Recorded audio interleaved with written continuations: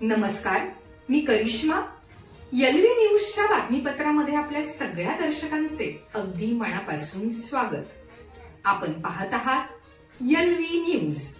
देवाभाऊंना माहीतच नव्हतं ईश्वरपूरला आधी वरुण नाव आहे. हे उपोषणाला बसले, कितीतरी आठवडे उपोषण झालं. मग देवाभाऊंना लक्षात आलं की खरंच चूक, आपल्याला ज्याने सांगितलं हे करायला त्याने लय मोठी चूक केलेली आहे. आणि 2 मंत्र्यांनी आश्वासन दिले तरी काही झालं नाही. आता वरून केंद्र सरकारने ईश्वरपूर झालं म्हणून जाहीर केल्यावर परत आम्ही लोक नाराजी पसरली उरणातल्या लोकांची. आणि हे सरकार कसं टाळतंय वरून नाव द्यायला.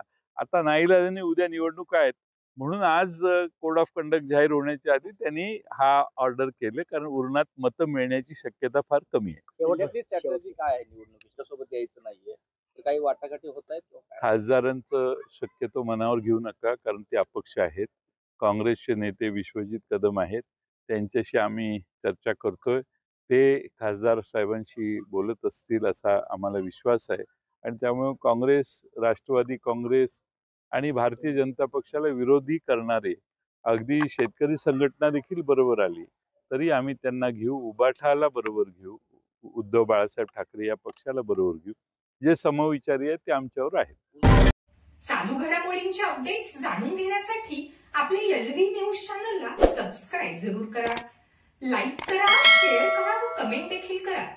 बेल आयकॉनवर प्रेस करा व नोटिफिकेशन्स मिळवा. पाहत रहा फक्त एलव्ही न्यूज. मुख्य संपादक विलास उत्तम लोखंडे.